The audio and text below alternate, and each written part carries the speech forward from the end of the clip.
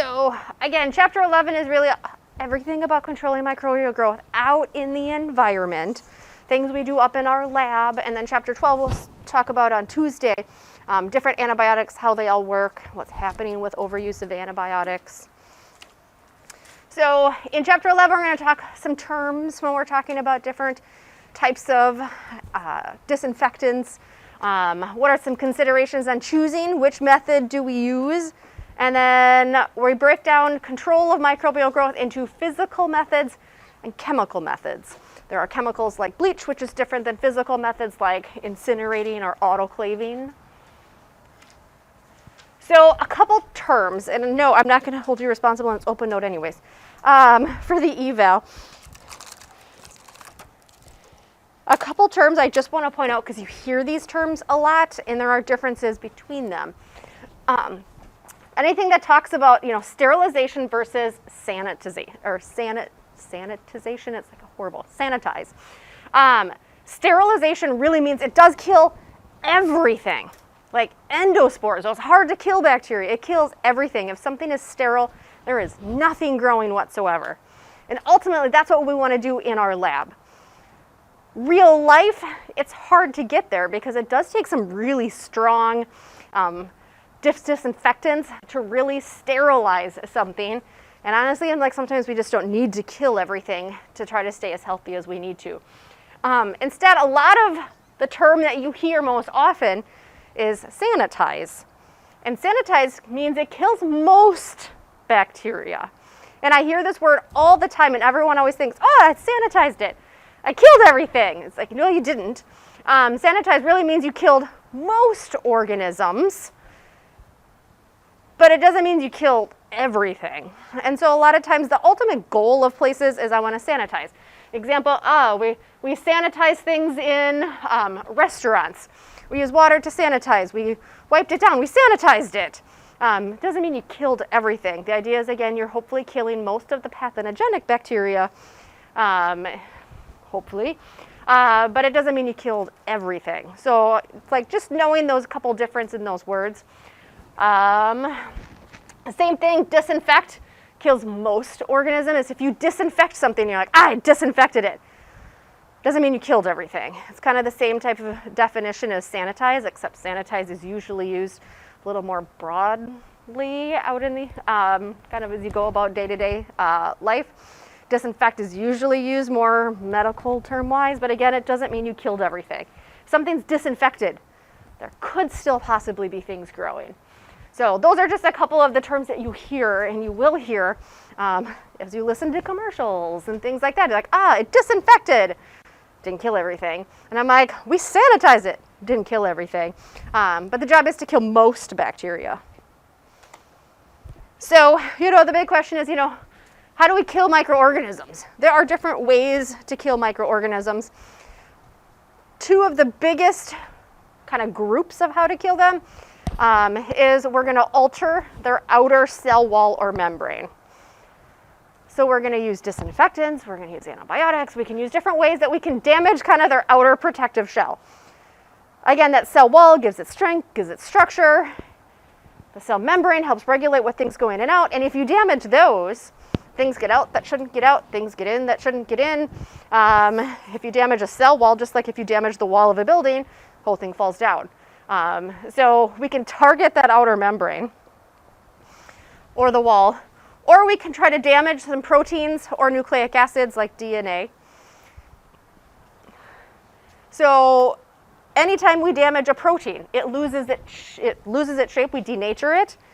And if you denature a protein, it can't do what it's supposed to do.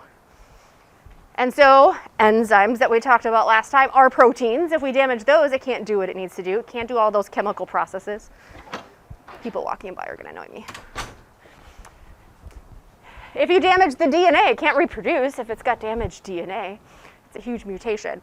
And so we're kind of trying to target some of, the outer structures or some of the proteins or nucleic acids that we find inside these bacteria cells.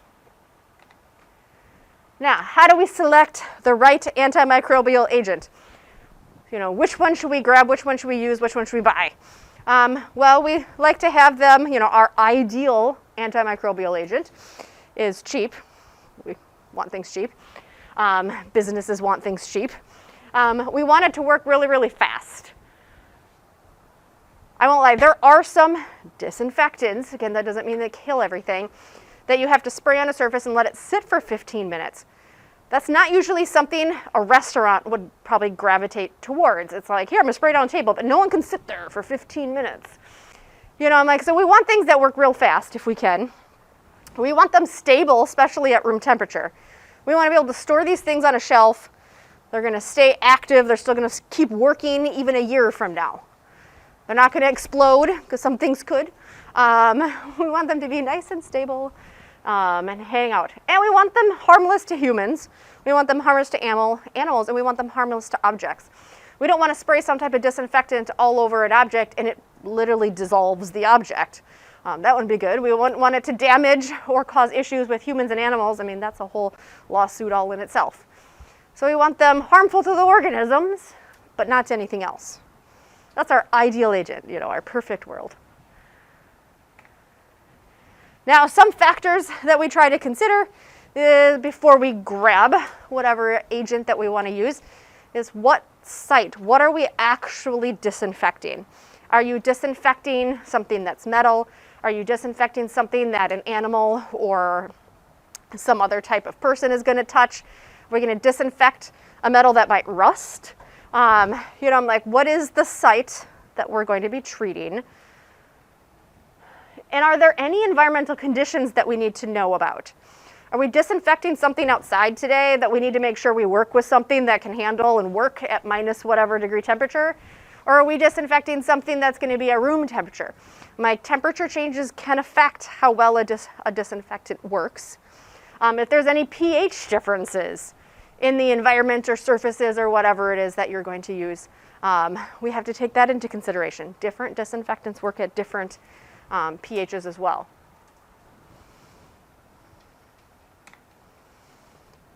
We also have to consider, what are we trying to kill? So there are different organisms that are more or less susceptible to disinfectants, meaning there are some organisms that are easily killed, like the simplest disinfectant. Just basic soap could kill them, or they dry up real fast on the table. There are some things like the bacteria that make endospores that are really hard to kill. And so we have different levels of disinfectants for what levels of organisms we're trying to kill. So an example of a high-level disinfectant. These are the things that are going to kill everything. A high-level disinfectant really should be something that's going to sterilize, meaning it's going to kill everything, including those endospore bacteria. So in your medical facilities, if you have a patient that has C. diff, that is an endospore bacteria, you're going to need to use a high-level disinfectant. Your basic Lysol spray is not going to kill it. You need something that's meant for endospores, which usually the bottle will say sporicidal, because it has that word spore in it. That's talking endospores. Something that's an intermediate level. So these, you know, are harder to kill, but they're not endospore. Intermediate level disinfectants are going to kill fungus, they're going to kill protozoans, and they're going to kill most pathogenic bacteria, which usually means the gram negatives. So they're going to kill quite a bit. They won't kill everything. And any intermediate level disinfectants, just an example, would be some of like your Lysol. Your Lysol is an intermediate level disinfectant. It's going to kill most things. It's not going to kill everything. A low level disinfectant is going to kill it'll kill some pathogenic bacteria. It's going to kill a lot more of gram-positive bacteria. They're just more easily killed. It may kill some viruses. These are the most susceptible. So it may kill some viruses. Won't kill them all. An example would be a lot of your soaps. A lot of your soaps, they do get rid of a lot of things and inhibit the growth of a lot of things, but they're not going to get rid of everything. A lot of times washing your hands, it's a combination of using soap to kill some things, and then just the physical act of rinsing bacteria off of your body. Like, you're just not killing them, but that soap is like releasing them from your skin.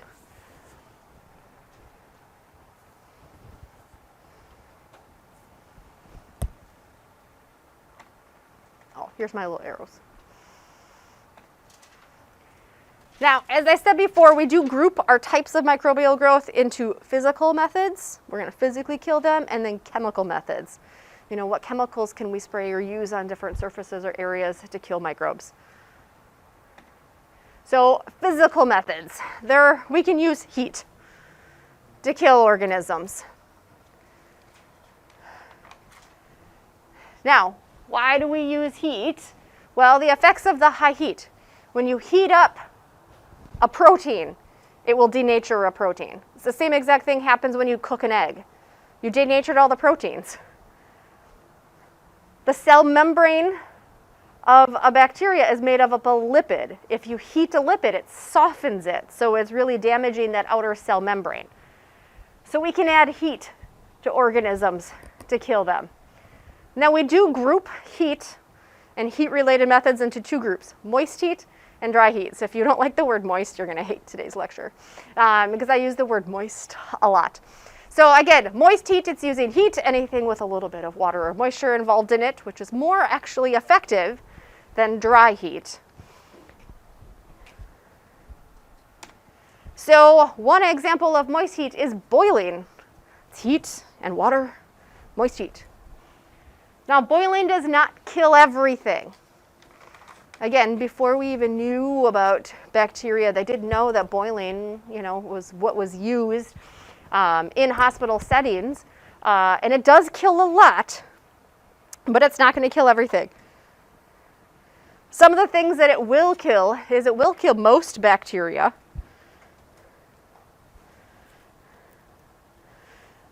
But it will not kill endospores. Did I have it? Nope. Thought I had it written in. So it will kill most bacteria, but it will not kill endospores. So boiling, if you didn't have anything else, which they didn't way back when, boiling worked great. And I'm like, it killed most organisms. It decreased the possibility of infections with any types of medical procedures, but it didn't kill everything. So to help with that, we have what's known as autoclaving. Now, what temperature does water boil at in Celsius? You guys know? It's a nice even number.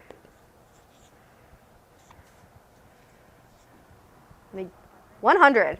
Again, we should always just do everything Celsius. And in the medical field, you will. So water boils at 100 degrees Celsius. Again, that's not enough to kill everything. However, what we can do is we can autoclave it. We are going to add pressure. And so just like you pressure cook something, when you add pressure, it allows us to increase the temperature higher before it gets to a boiling point. And so what that allows us to do, it allows us to get that fluid up to 121 degrees Celsius. So it allows us to take it past boiling because we've added the pressure to it. Now, if we can have that temperature at 121 degrees Celsius for 20 minutes, we have now, I guess it depends. The book says 15. We usually use 20. 15 to 20. I guess it depends on what machine you're using. 15 to 20. We can say we've sterilized things. So in the medical field, as you guys are all working, and I'm like, when you pull, any type of usable forceps, things like that are reused, they're usually autoclaved and then sealed up to stay sterile. And again, it's because we can increase that pressure. Do any of you guys have an Instapot? I don't. I haven't jumped on that bandwagon yet. But it's the same exact idea, is that you're adding the pressure, which allows you to up the temperature, allows you to cook things faster. We'll get into a whole discussion on canning foods. Does anyone can foods? or have family members that can foods. There are two different ways you can can. You can boil can and you can pressure can. And we'll talk about why you would choose one over the other later when we talk about all the problems if you choose the wrong one. But that pressure canning does allow you to increase the temperature. It is actually better if you have a pressure canner. This is showing just an example. You can get huge autoclaves. This is actually just like the one we have upstairs right next to where you grab your lab coats. That big huge thing that like is hissing and will beep and make loud noises. That's that pressure that you'll hear hissing and making some of those noises. And then it has a whole computer output because it is constantly monitoring that pressure and the temperature. And although I was like, oh, it has to stay, it only takes 15 to 20 minutes to autoclave something, you have to realize it takes a long time to get up to that pressure, and it has to maintain that pressure for at least 15 to 20 minutes. So at any point that it gets below that temperature of 121 degrees, it stops the time until it gets back up there. And then it takes forever to cool and release all that pressure. So something that goes into an autoclave could easily be in there for 2 to 3 hours. So we have a huge one upstairs, but you can get small little tabletop ones depending on what you're autoclaving. Now, to make sure that the autoclave actually worked, because everything that's in there should be killed, and you want to make sure that it maintains that pressure and that temperature for at least 15 to 20 minutes, they do usually put in some type of indicator. This is showing an example of like a little broken glass ampule that if it maintains the correct temperature for the correct amount of time, it will stay the same color. If it doesn't, then there'll be a change in color that would say that, nope, we didn't actually maintain that temperature for that length of time. I thought I had another picture on here. These are kind of putsy. Instead, we actually have tape that you can buy. It looks just like masking tape. Like it looks exactly like masking tape when you buy it. And you just tear a little piece off, stick that masking tape on there. And there's actually something etched on the outside of the masking tape that will change colors if it maintains it. That will actually even say it will like show up dark black by the next, when you pull it out, that'll say autoclaved. It's an indicator. It's just a chemical reaction that's happening on that tape, which is a lot cheaper and easier to use than these. Now, another example of moist heat beyond boiling and autoclaving is pasteurization. Now, like weeks ago, we're already in the end of week 4. It's crazy. The very first week, you guys had to do a little bit of, history of microbiology worksheet. And there's Louis Pasteur, which is where it gets its name from. Pasteurization is used for usually food and beverages. Now, it was initially used for keeping wine and beer from spoiling. It was great. Wine and beer didn't go bad once it was pasteurized. So it's usually used for some type of beverages and different types of foods. So a lot of times we'll use it for milk. That's usually where you hear it the most. We use it for juices. We even use it for some yogurts. Again, you guys will see yogurts. It doesn't kill everything, but it kills a lot. And so it's not a sterilization method. There are still some organizations that can survive.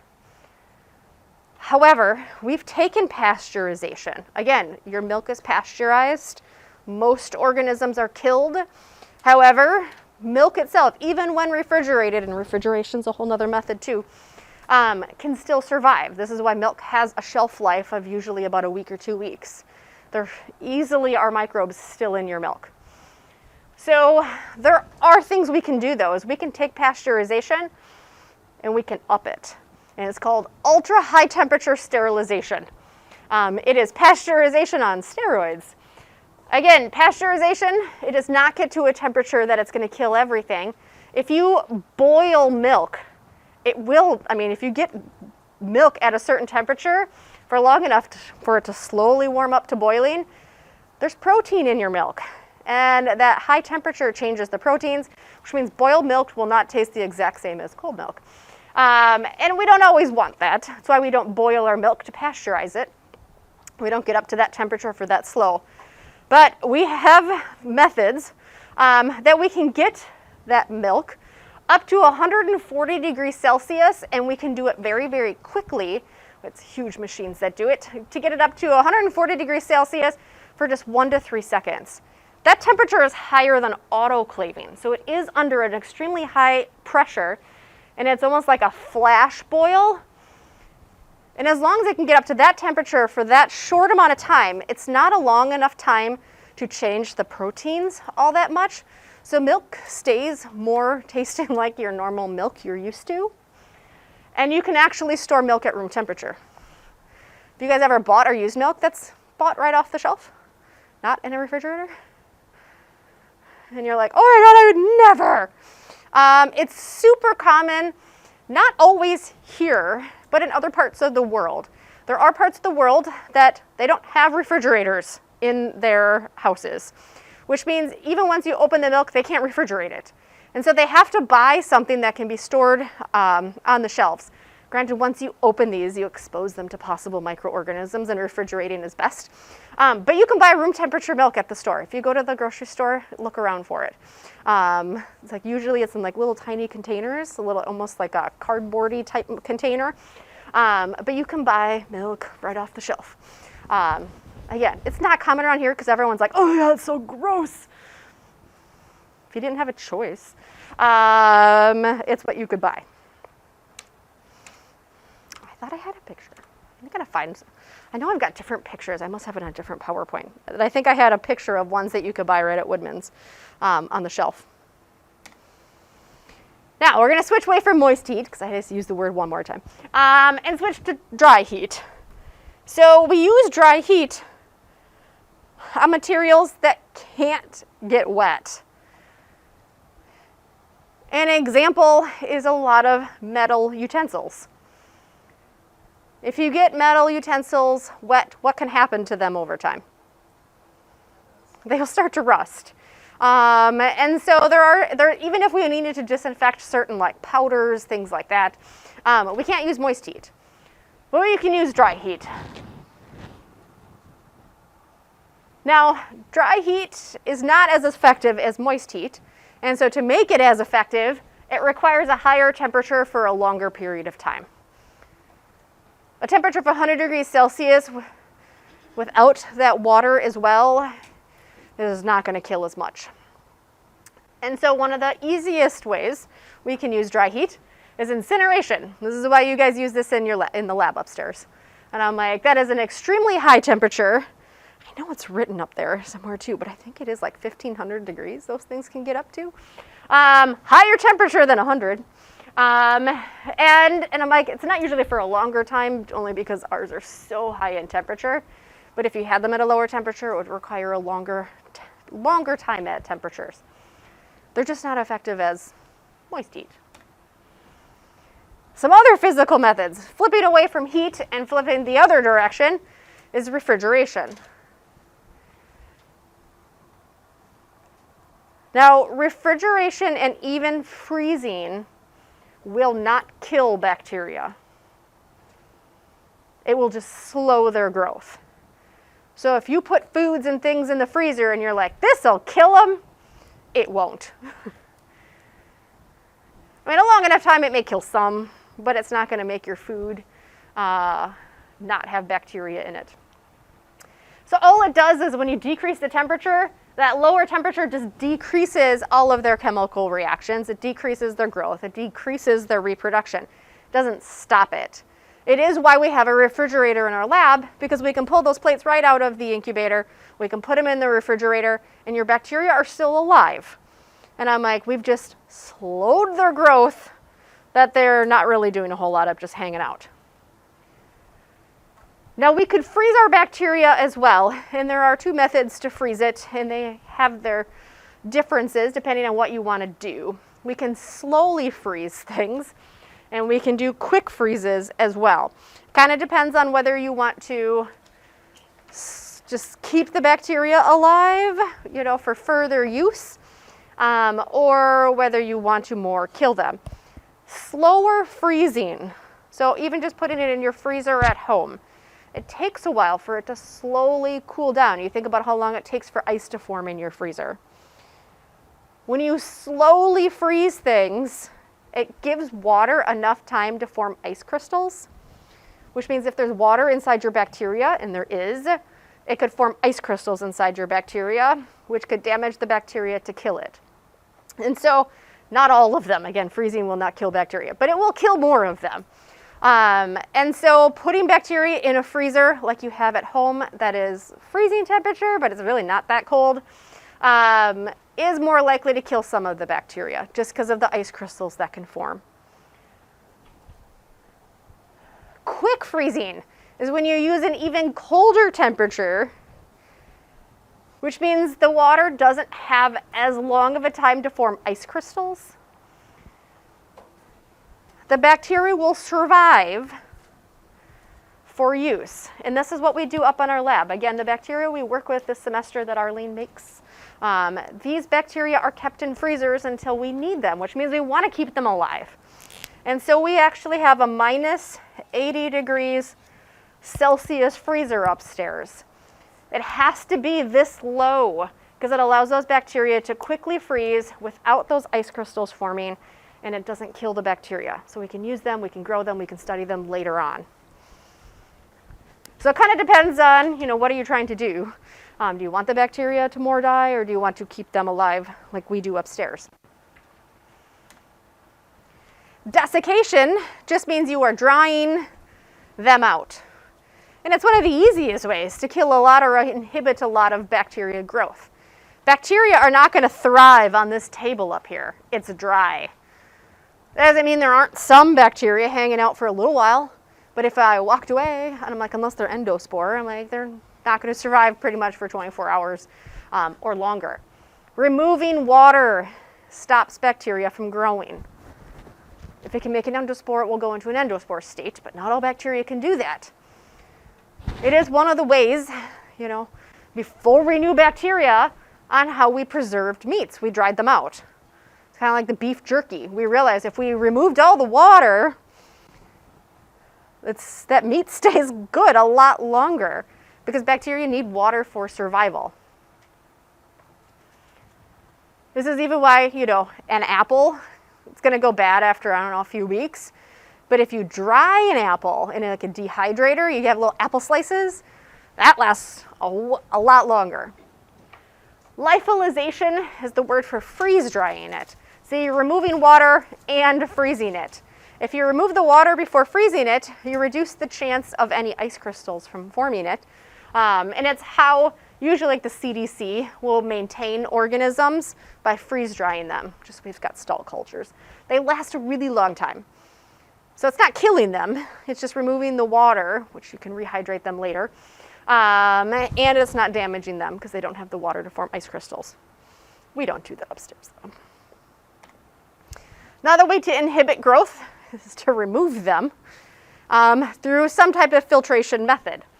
So if any of you guys have like a Brita filter, things like that, the idea is that larger things are caught on the filter, which decreases the chance of any microbes being in or on whatever surface it is that you want.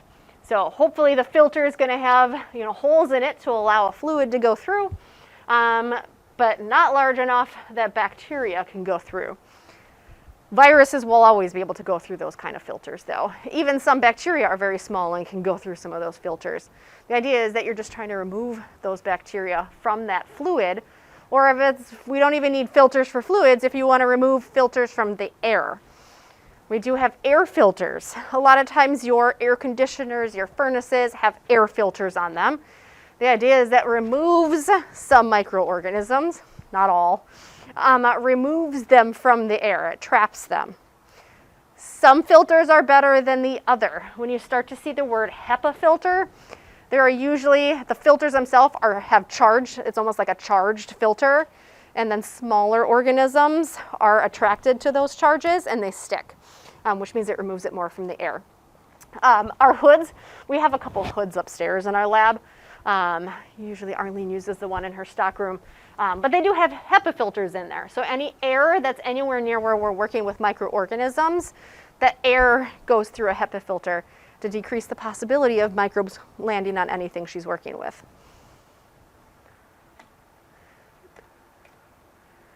Another physical filter is osmotic pressure.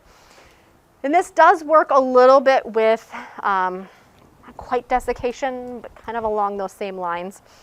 if you have a high concentration of salt or sugar, water wants to go where there's not as much water. And so if you add a lot of salt or you add a lot of sugar to things, and I'm like, that's where water is going to want to go. But it also means that if you have a lot of salt or sugar, that salt or sugar will pull water out of where bacteria need it. So the salt and sugar pull the water from an area that bacteria want to grow, which means they don't have the water available for use for them. So it's a little bit of the desiccation because it's pulling water from where the bacteria are growing, and that water is going to wherever that salt and sugar is. So cells that are placed into a hypertonic solution. Now the hypertonic, that's when they have lots of solutes, very little water. It means hyper means they have a lot of something. So if they had a lot of sugar or a lot of salt and you put a cell in it, that cell's going to lose all the water because the water's going to want to go where that salt is. The cells could shrivel up. This means it could be bacteria as well. This is why some of the best ways and oldest methods of preserving food is to add a lot of salt and add a lot of sugar. This is why ham, which usually has a lot of contaminants in it, is like super salted. Your beef jerky, we've removed the water. Oh, we also add a ton of salt into it. Using salt and sugar maintains foods for longer periods of time. Again, it's because that substance is removing the water from the bacteria. However, fungi can withstand the loss of water more than bacteria. And so if you have foods that have a lot of salt or sugar in them, generally you don't have a lot of bacteria growing in there. However, you usually have a lot of fungi growing in it. Big example of where you might see this in your refrigerator. Again, refrigerator decreases the temperature, not as much grows. Some bacteria will grow just fine in the refrigerator though. We'll talk later about some examples. And fungus can grow just as fine in your refrigerator.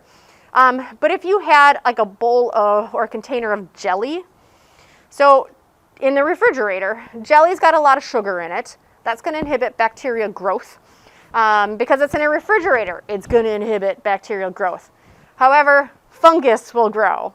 And so it's one of the things that if you pull stuff out of your refrigerator, it's not bacteria that's causing fuzzies all over your stuff. It's fungus, because fungus can handle low temperatures and they can handle high sugar areas or high salt areas more than bacteria can.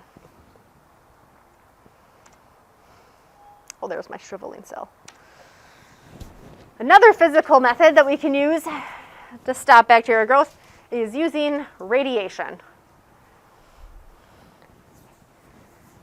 Now, both of these, whether it's ionizing or non-ionizing radiation, the radiation is going to, the ions, the charged particles that's in the radiation is going to damage DNA.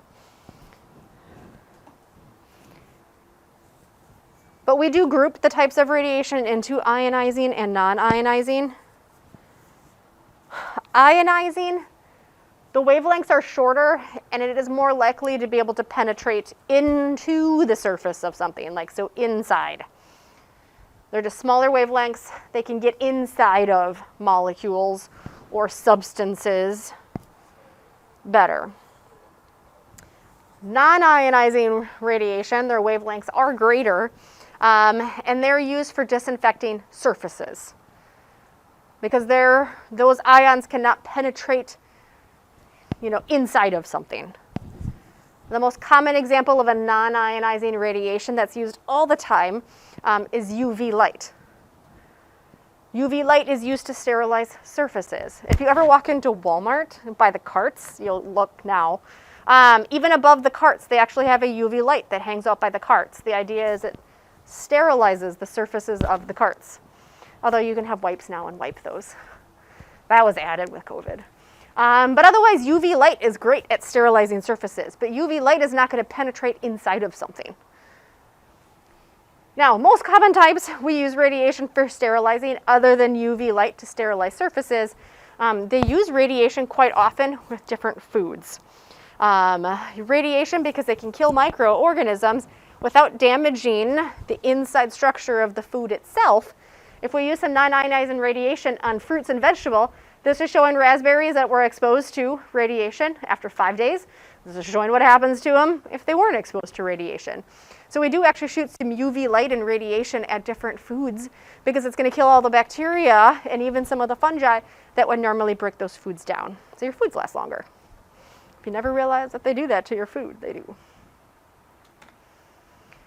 Now, when we work with different organisms, we do talk about them, are they do we need a high-level disinfectant, low-level disinfectant, depending kind of a little bit on how hard they are to kill.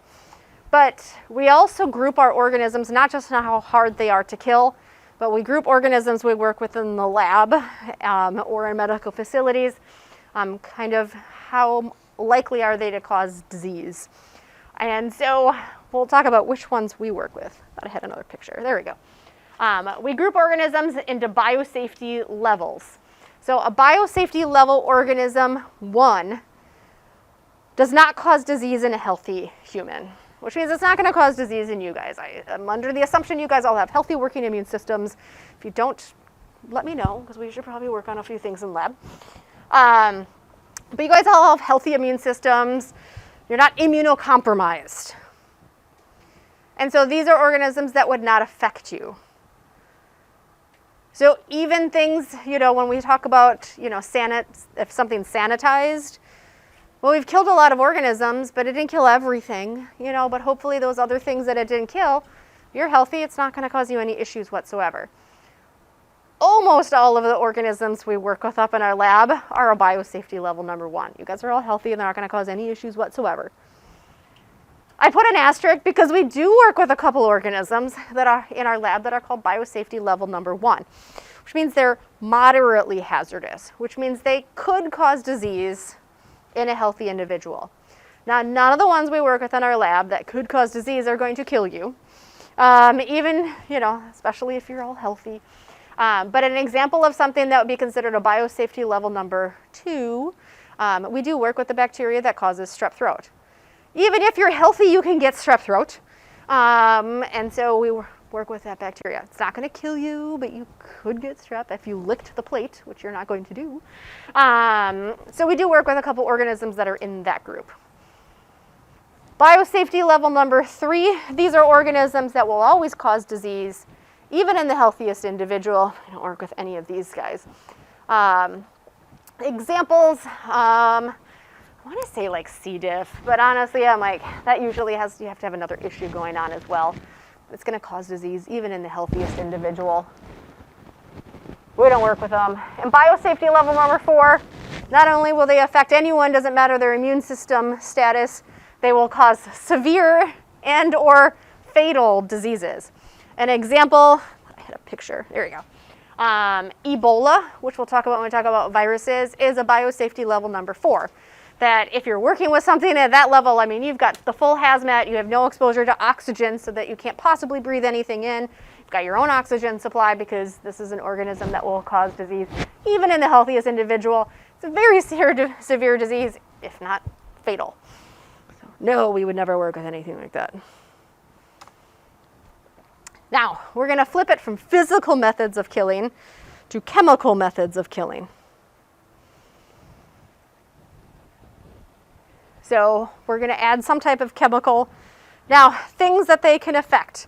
So if we use different chemicals, we want those chemicals to affect a microbe's cell wall, cell membrane. These are the things I had on that one of those earlier slides. So their cell wall, their cell membrane.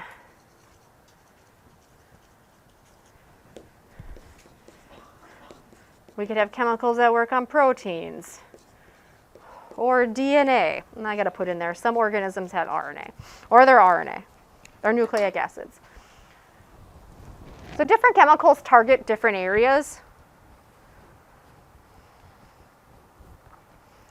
Now, chemicals will work in different environmental conditions. Again, as I said before, we do always have to know what is the temperature of the area that we're trying to disinfect. Like, is it super hot? Is it super cold like outside today? And I'm like, it's going to affect how well the different chemicals work. Is there, any kind of pH changes that we have to be worried about? Like, just what are some of the other environmental conditions? But we have chemicals that are effective against all microorganisms. Just depends on which chemical you grab. So we do have chemical methods that are effective against all microorganisms.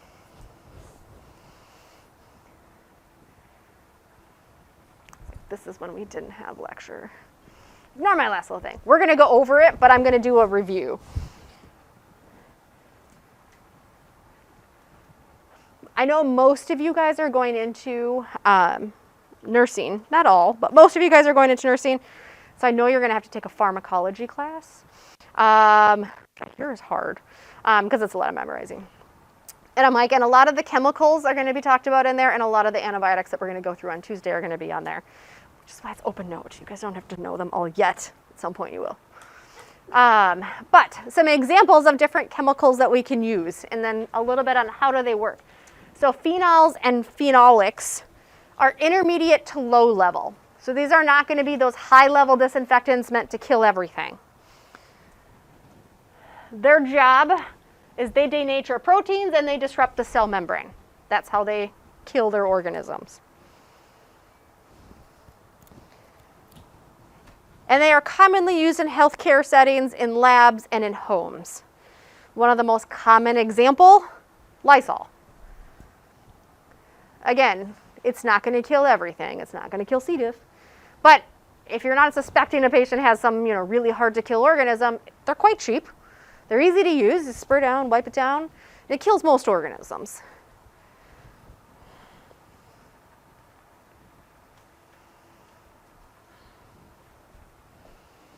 Another one that's commonly used are alcohols. They're intermediate level disinfectants. Again, they're going to kill a lot of organisms, not all. Their job, they denature proteins and they disrupt those cell membranes.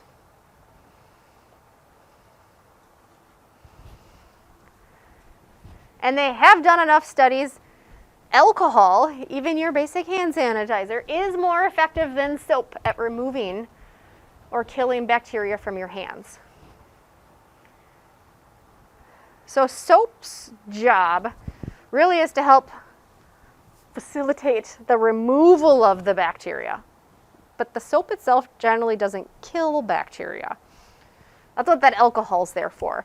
And why before any type of shot or injection, they wipe the surface of your skin with an alcohol wipe. It's going to kill quite a bit of bacteria. It is an intermediate level. But it's not going to kill everything. Halogens are intermediate level organisms. They target enzymes, which again are proteins. Examples, and this is where I got a bunch of pictures of halogens. Iodine, that's used. I don't know if you've ever had to travel somewhere where water's sketchy. You can actually get iodine tablets to put in your water. That's going to inhibit bacterial growth, and you can drink low levels of iodine. It's just fine. More iodine. Chlorine that they put in your pools are halogens. Some of your bleaches, halogens. They actually chlorinate your drinking water. Lacrosse chlorinates their drinking water. Sometimes you can almost smell the chlorine coming from the water. I swear sometimes it's higher levels than not. And bromine, which also a lot of times is used in pools, inhibits a lot of bacterial growth. Again, they're intermediate levels. They're not going to kill everything.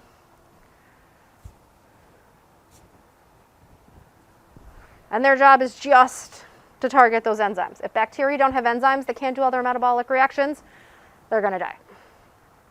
Hopefully. Oh, there's more clear. Another iodine picture. We have oxidizing agents. This would be an example of a high-level disinfectant. So this is where we're going to get into more of a sterilization method. They kill by oxidizing enzymes. And again, we're changing up compounds. Oxidation is loss of electrons. Common examples of oxidizing agents, these are going to be the ones you would have to grab if you would suspect C. diff. Hydrogen peroxide. I had pictures, there you go. Ozone and peracetic acid. Ozone, so your normal, this is oxygen, is O2. Ozone is actually O3. And they actually use ozone in La Crosse's drinking water. I was super fortunate to be able to tour the water facility there. And before any of the water leaves the water facility, they actually ozonate the water. It's a high-level disinfectant. Your La Crosse water, as they say, a lot of times, city water is cleaner, healthier than bottled water, because bottled water doesn't always go through ozonation. They do like a reverse osmosis. Surfactants. These are low-level disinfectants. This would be where you would find your soaps. All the job of a surfactant is to almost loosen the bacteria off the surface so that it falls off. So a soap, its job is to loosen that bacteria. It can't stick as well to your hands, and so it should wash off with water.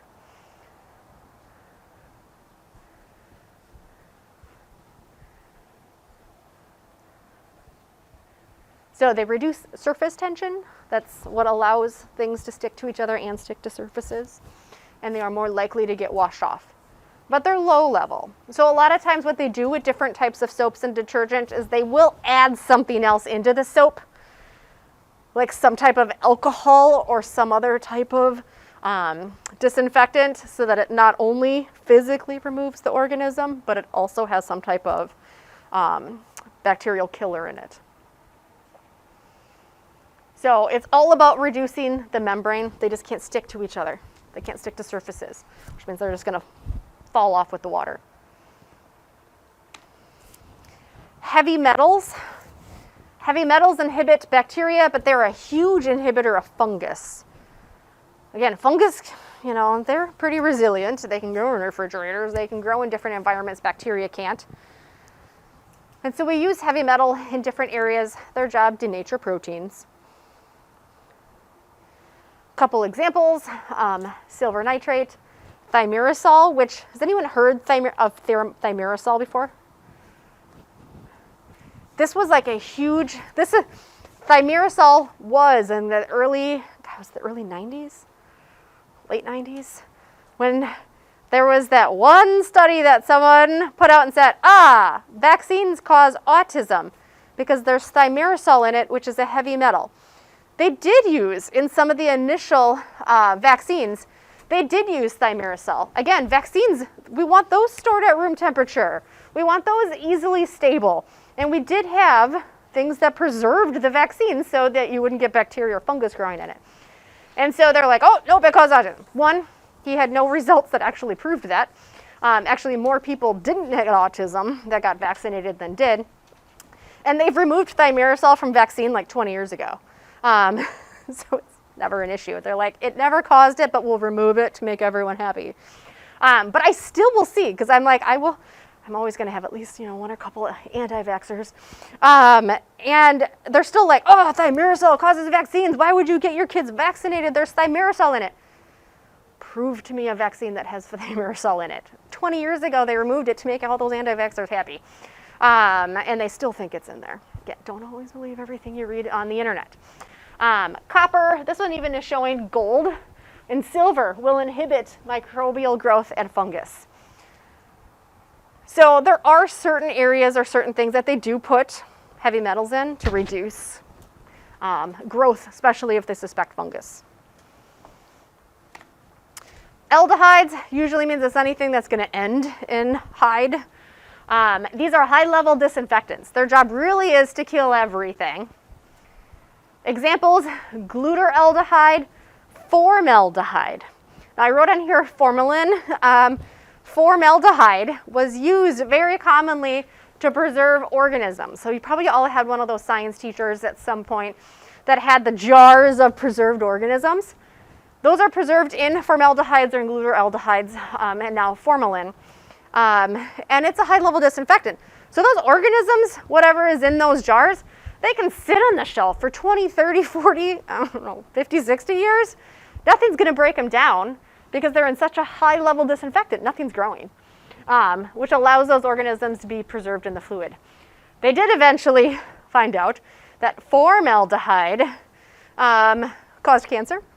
So they were able to modify formaldehyde so that it's no longer carcinogenic, and it's now called formalin. So it's the safer version of formaldehyde. Gaseous agents, there are some things that you just can't put fluids on. It doesn't matter what, like you just can't put a fluid on it, or you can't get that fluid to get to a certain area that we can use gas to kill organisms. An example, I've got examples on here. There are some things like different types of plastics that if you put some of these disinfectants on it, they will literally eat apart plastic. There are long tubing. If you've all seen patients, they got long tubes hooked up to things. How do you know the inside of that tube is sterile? We can sterilize those tubes in gas, because that gas can get all the way through that tube. Sometimes the disinfectants can't, and then you can't get them all back out. And so we do have gaseous agents for high-level disinfectants. So we use them on different equipment. But the disadvantage, they are hazardous, they are explosive, they are poisonous, and some of it's carcinogenic. So it's, you have to have highly trained people that can work with those. There are some enzymes we can use that can inhibit microbial growth. Again, one example, lysozyme is an enzyme that inhibits bacteria. We actually make enzyme in our tears, if you didn't realize. And actually inhibits bacterial growth because it digests that cell wall, the peptidoglycan. So lysozyme we make in tears. Prionzymes can actually damage prions, which we'll talk later about. But it's just an enzyme that can target the microbes, and it usually is targeting some particular structure like a cell wall or cell membrane. One more slide. And then my last slide I have, is we just call these as generic words, is an antimicrobial. So anything that inhibits bacteria of any kind, and a lot of what we just went over are antimicrobials. And so a lot of times you hear antimicrobial as just a generic term. All of these things are antimicrobial. And we use antimicrobials to treat and or prevent disease. But they're all used outside of the body, because it's the next chapter we go through on Tuesday. That's all the stuff that gets ingested, like your antibiotics. The only problem with antimicrobial use, doesn't matter whether it's some type of chemical or not, or if it's an antibiotic that we'll talk about on Tuesday, the more we use different antimicrobial agents, bacteria reproduce faster, which means they can adapt faster than we ever could. And antibacteria are becoming resistant to just about any kind of disinfectant or antimicrobial agent that we have. And we'll talk more about that on Tuesday as well with antibiotic use. So we're going to end right there. Yeah. Yep. So, couple things before I see you next Tuesday. My reminders, what's due tonight? The exam. There are 3 questions on there, because I know there's 53 questions. It's out of 50. There are 3 questions I just tagged as like 3 questions. I have to manually grade them as extra credit questions. So there's like 3 bonus questions on there. But I have to manually grade those because McGraw-Hill doesn't let me have extra credit. And then so you'll see a score adjusted in the grade book in Blackboard. So that's due tonight. The other thing that's due tomorrow is if you haven't already answered the questions about your microbe, questions 3 and 4 are due tomorrow. So I think those are the 2 main things. Yep, so exam 2 due tonight, microbes due tomorrow. You can start working on this weekend if you feel like it, but this is not due till next Thursday.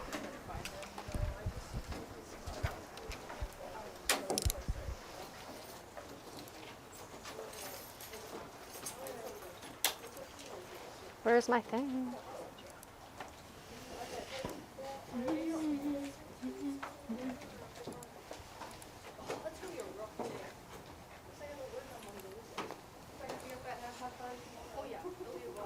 There it is. Hold on, give me 1 second. There we go.